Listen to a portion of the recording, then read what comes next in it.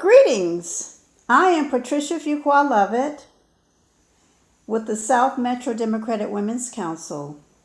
The organization's purpose is to create awareness and facilitate support for various social issues and programs that concern women in the South Metro area and parts beyond. The South Metro Democratic Women is extending an invitation to all eligible candidates for each South Metro Democratic Women's Council city for the upcoming municipal election in the South Metro region. An email has been sent to each qualifying participant to participate in our interview series. Today, I have the pleasure of introducing candidate and City Council member Joshua Butler, who Thank you is for having me. running, who is running for his seat again in Ward D. Councilman Butler, thank you for joining us. And if you're ready, we'll get on with our questions and our answers. Thank you so much. Thank you for having me. Can you tell us a little bit about yourself? Who is Joshua Butler? That's a great question. Joshua B. Butler IV. My family and I moved to East Point in 1984. A graduate of Benjamin Elijah Mays High School with a 3.99 GPA. Turned down a scholarship to MIT to go to Morehouse College, where it's probably the best decision I've ever made. It gave me a heart for serving others. When you go to the school with Martin Luther King and Dr. Benjamin Mays, it instills into you those values. I'm a serial entrepreneur. While I was in college, I helped pay for my tuition by starting a moving company, i.e. moving logistics. Bought another moving company after I graduated from college with was in my mission plan to employ disenfranchised African American men. So I learned a lot from that company, and in particular about leadership. And so I'm very happy to be here. And I hope that's enough. One thing I would like to say too, that I'm very proud of, I've always had a servant heart. So in 2003, I started something called Dream Rides for Kids, where we got these kids that had cancer and they would be in their Ferraris. We would put them in Lamborghinis and let people tour them around the city. And it's kind of gave birth to what you see today, where people meet on Saturdays, coffee and cars, where people get to see them. But I'm proud to say that I kind of brought that to Atlanta 2003. It doesn't seem like it's been that long ago, but yeah. Thank you so much. Can you give your viewers a just an overview of your platform and why are you running again? Well, first of all, I'm very humble and thankful that I got the chance to serve the first 4 years. When you talk about my platform, there's some things that I'm very passionate about. Public safety is one of those things I'm very passionate about. And that is evident in my 4 years. I didn't start it, but I took it under my wing to make sure we related with all the public safety departments throughout the municipalities. So in South Fulton, the city of Atlanta, because these are our neighbors. And I made sure that we had annual meetings where not only the politicians, but the residents were invited so they can voice their grievances. I'll get back to that. I just want to hit a couple of points about my platform. The second thing that I'm very passionate about is smart cities. I have a physics, engineering, science background, and economics. And so one of the things that I work with our previous IT director and now our new IT director is a smart city initiative. So when you see those new LED lights in your neighborhood, that's part of the thought behind smart cities, with the expansion plan to be eventually we will have free Wi-Fi in our public parks and our downtown area. And in the near future, when the police are coming down the street, those LED lights would turn blue. Or if the fire come, they would turn red.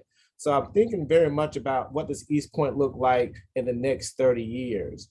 How do we have, with automated metering, make things more efficient, reduce people's utility bills? How do we own our own dark fiber? and make that sort of a utility so that we can provide an alternative to Comcast and AT&T, and we can do it very cheap and inexpensively. And it's very important because I started working on this initiative 3 years ago, and I want people to vote for me so I can continue. But I knew about the digital divide before Corona and COVID-19 and had been working on that diligently. And so we saw how without having access to broadband, that digital divide was just put on display for everyone to see. So that's one of the initiatives that I'm very passionate about. The third one is I begin to work closely with NACA. And NACA is the HUD's #1 nonprofit to help with affordable home ownership. One of the things about coming to East Point are the stories about how people young and old have tried to move to East Point for something better. A part of that is home ownership. And what other partnership that's better to do a partnership with NACA, where you can help people uplift their credit, get down payment assistance, and help people to own their homes in East Point. And finally, I'm very passionate about legacy initiatives. So as we begin to grow our tax digest and we get younger people to move in, we don't want our property taxes to push people out that have been here since 1984 or 1972, so there's some things we can do legislatively that where we can protect our seniors who age in place. And then I'm very passionate about adding additional services to that population, but not funding that off property taxes. So that means joint ventures with the state and with the county and with the federal government. So I know I was very long-winded there, but I'm very passionate about those things. Thank you. Councilman Butler, what qualifies you for your role as Wardy Councilman at Large? Well, 4 years ago, I promised the citizens of East Point my favorite Bible verse is, "And ye shall do greater works." And I promised the people of East Point that I would do the work. And what qualifies me to serve again is I've done the work. I don't think there's another council person that's more accessible to me, no one who's willing to roll up their sleeves to solve the problems like I do, no one who's come with initiatives and taken their job very seriously, and who's gone to class to study how to do things better. So I've done the work and I'm very proud of running on the work that I've done. I'm not here to tell you what I'm gonna do, I'm telling you about what I did. Okay, thank you so much. Due to COVID-19, what legislative priorities would you push or support? Well, going back to my Smart City initiative, if we're talking about COVID-19, I'm really passionate about bridging the digital divide. With our kids going to school, there's so many kids that did not have access to broadband so they can get online to take school virtually. And so that's the biggest thing for me with COVID-19 is how do we keep our kids educated and what role does the city play in doing that? And that's providing free Wi-Fi for our residents. Thank you. So another 4 years, what can constituents look forward to that they are not already receiving, or what would be some of the new initiatives that you will begin to look at or continue? But one of the things that I would like to do, I'm planning another senior summit. This will be my third senior summit. And one of the things I want to come out of that is we have a lot of seniors that have skills that translate into services they can provide. So one thing I would like to do is maybe have one day out of the week where we can have a senior service hotline where the seniors would get paid a stipend to maybe work 4 hours during that day. So we can take in concerns for the seniors and we can help them. A good example, because of COVID-19, the city forbade turning off utility bills and we also helped people get grants. So, but a lot of people had trouble filling out the paperwork. So what if we had some seniors who want to do something and earn a little extra money, help people through that process? So that's something I would like to see in the future. Also, I would like for you to be able to go to your dog park and get on the Wi-Fi for free. We want to see the commons development. I'm looking forward to having that to come out the ground. And when we talk about our downtown development, what's important for me, again, is not to think about today. It's to think about what does East Point look like 30 years from now? Because that infrastructure that we put in place is going to last another generation. So we should really take note about what that development looks like and plan for the future, not for the present. Thank you. Now, what are some of the resources that you have already brought to the city? I think some of the resources that I brought to the city are my relationships. And those relationships are very important in public life. Like, I'll give you an example. East Point got $12 million in direct funding from the American Rescue Act. And that was because of my relationship with our Congresswoman, Nikema Williams. And I'm not afraid to say that I'm going to take credit for this, is because she's a personal friend of mine. We have a relationship. And so I was able to express to her our problem. During the previous administration, East Point has a population less than 50,000 people. So per the federal government rules, in order to receive money from the federal government, you have to go through a pass-through, which could be the county or the state.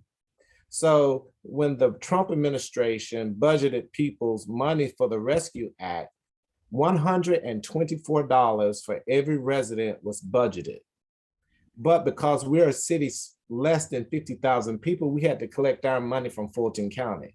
Of that $124, we only got $24. So one of the things that I'm strong at, and I'd love to take credit for, by expressing this problem to our congressperson, she was able to bypass Fulton County and give us our entire $12 million. And I'm because I lobbied for that for the city, and it worked. And so it's great to have a great congresswoman that's doing big things, that you have her ear. And that's something I earned. I didn't earn it because I was a city councilman. I earned it because I've done the work. She's seen the work that I've done, and that's how that relationship was fostered. Thank you.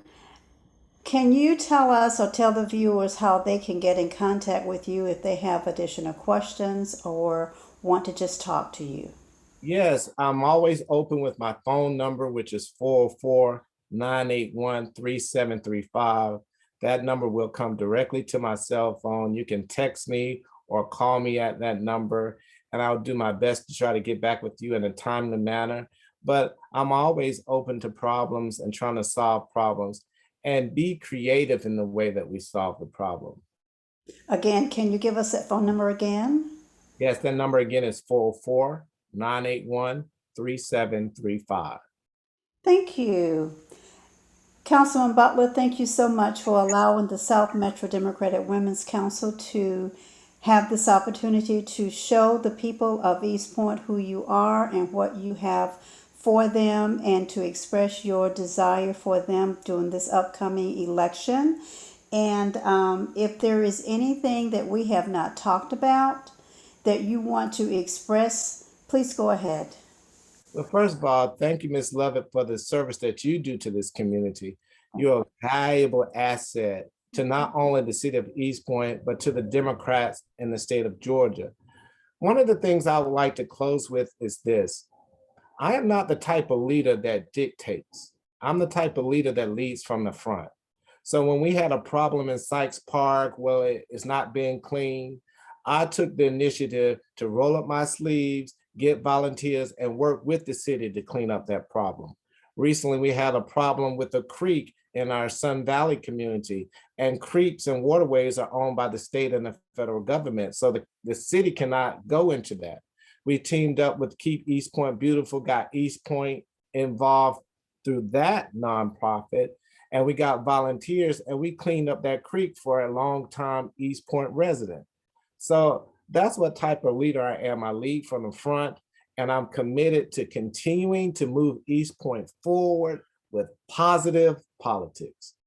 Thank you so much. And once again, give your contact information.